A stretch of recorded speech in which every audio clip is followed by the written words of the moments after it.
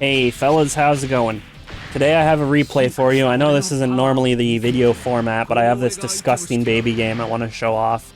And I've only played Zamasu for 3 weeks. We've done 2 Zamasu videos. Nobody wants to see Zamasu anymore. Anyways, I will be going second, and as you can see, we are running the Rildo engine.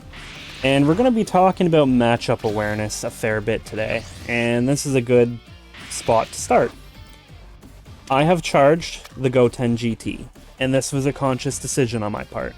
This card is ran in every build of Baby because of how important it is for specific matchups. By charging this card, I have given him no information into what our deck is actually trying to accomplish.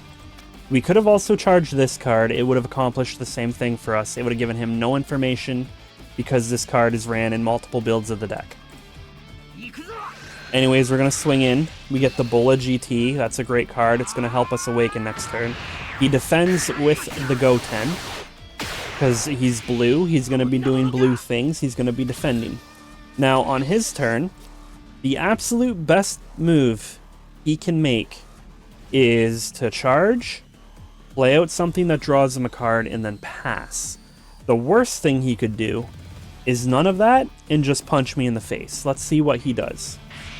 He charges, and he punches me in the face. Rule number 1 when you are against Baby is you do not want to awaken him. You want him to do it on his own. You want to take him for a longer game, because the more energy you have to respond to his bullshit, the better. Anyways, we play out the Bola, it helps the self-awakening. We're going to 6 instead of 7, which we should be at, had he not swung into us, and it would have given him at least an extra turn to build up more energy.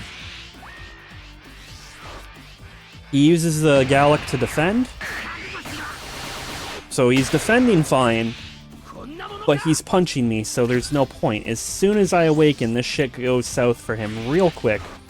Again, he charges, he swings in, he puts me to 5. I am exactly where I want to be.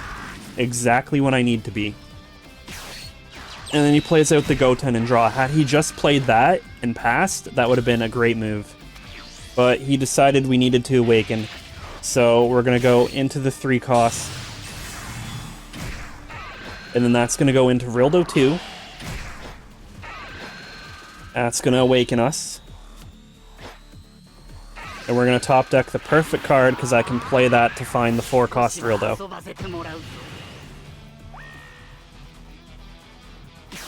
And there he is. Does he find the 4 cost Rildo? I know he does already. There it is. So now we just start punching him. We punch the 2, then we punch him with the 3, combo the 2, play out the 3. It's like math. So while that's happening, not much to say about that. I will talk about this funny guy right here. I wanted to try the Super Sigma in the deck, not because of himself as like a card to play, but because it has an effect when you have him in the drop with this 3 cost Rildo. It bounces something. I wanted to give it a try. Ultimately, I took the Sigma out of my Baby deck. It's fun. It does do things occasionally. But I don't think there's room, especially in next set. There's definitely not room for him next set. So I've punched him to 6 so far. I got a super combo out of him. We're just going to start damaging his hand at this point. Now he could still turn this around. He can respond to this with Sickle, which is what he should do on his turn. Because the longer he lets this stuff stick around, the worse this gets for him. So he charges a double striker. He punches into this card here, which is a mistake because I can respond by comboing this, and that will let us draw a card. And then he gives me a chance to get the Sigma in the drop and not like lose value for comboing him. Well, we do over combo a little bit, but it's absolutely worth it to get that Sigma into the drop and to get that draw. So now next time I play a 3 cost, it's just going to bounce whatever he does. And he Pilafs. He grabs back a Mai. And then he plays this Gotenks for whatever reason. This was not the move to make this turn. As you can see, we draw 3 cost. I like the move I did last turn, so you know what? I think we'll do it again. We play out the 2. We're going to swing the 2.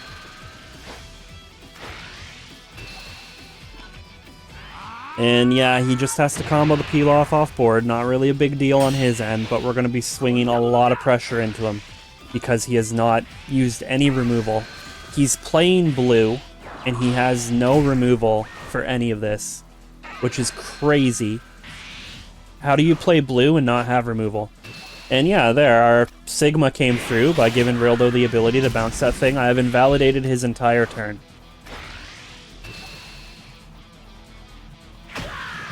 And now I decide to swing lead before swinging this, just to see if we draw the 4 cost off of it. We don't. We draw the Mew, which is just as good, because I can play that now to search for the 4 cost.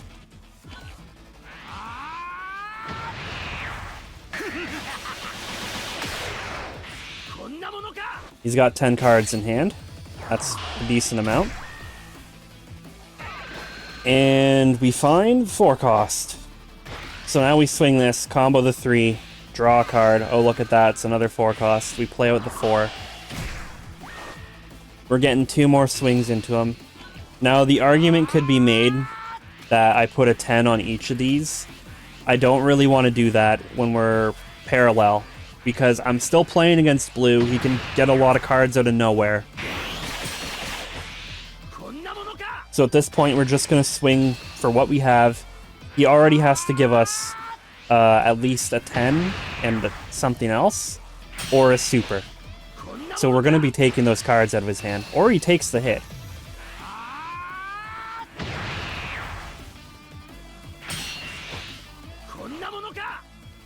So now we have him down to 6 cards. He cannot remove my entire board this turn. He charges another double striker, uses his ability, plays out the Zamasu. Okay, you removed the Mew. Really good. You needed to sickle there. You needed to sickle 2 turns ago. And he swings into my face.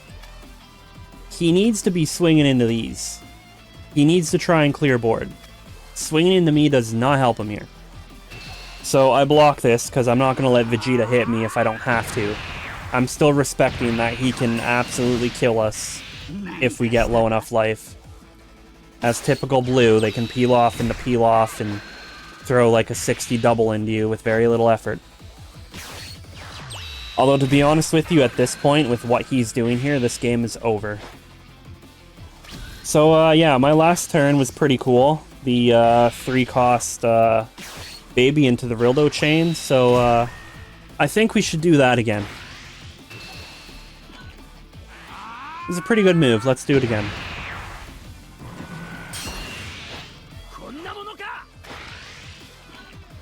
Yeah, we do the trunks while we're at it. Draw into that. I said it was a disgusting game. Get our full Rildo chain again. And he is going to take a lot of pressure this turn.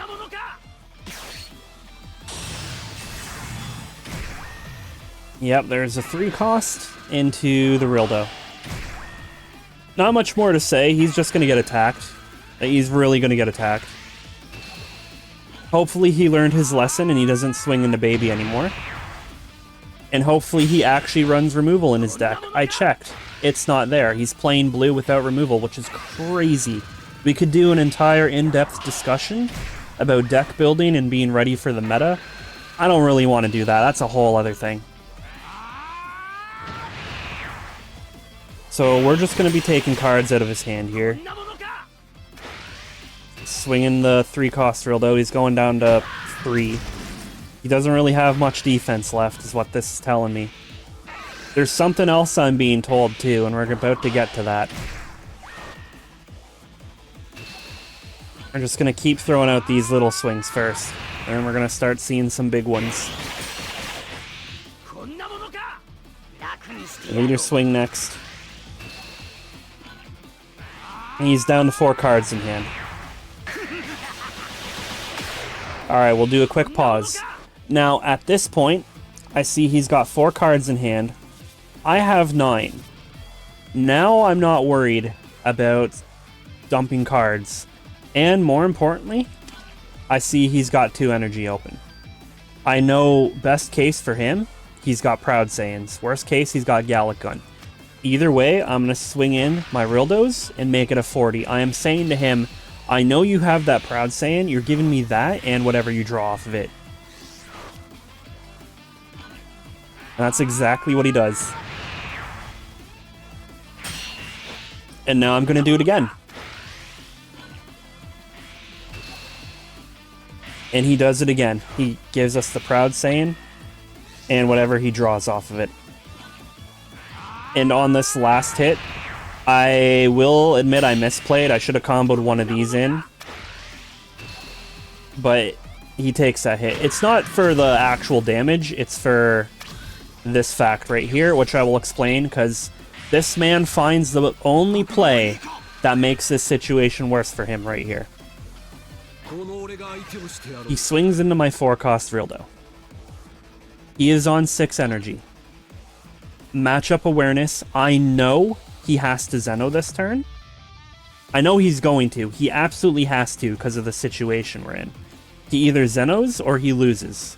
I am not going to defend this for that reason. Also, I do not have one in the drop. So it needs to go there so I can recur whatever pieces I need off of my trunks. The only way he could have made this worse is swinging into this so I could combo this in and draw a card. So yeah, we let that go, and I say thanks for letting me have that in the drop. I will be able to recur whatever pieces I need. And there's the Zeno. It doesn't matter. This game was over 3 turns ago, and look at that. We got a 2-cost Rildo. We're mixing it up a bit. I go with the 8 into the trunks. So because he let me have that 4-cost, I'm going to be able to full Rildo chain him again. And it's just mathematically impossible for him to survive. He's got 5 cards. He's got to defend 5 more swings. Oh, I'm sorry. He's going to have 4 cards to defend 5 swings. One of them being 30, so it would have to be something substantial like a super. He needs specific cards to get out of this situation. And then even if he gets out of it, he's going to have there's no world he wins, essentially. Which is why he gives up right here. And that's the game. The most disgusting high roll baby game ever. I hope you enjoyed it. Thanks for watching. And until next time, take care. I'll see you all later.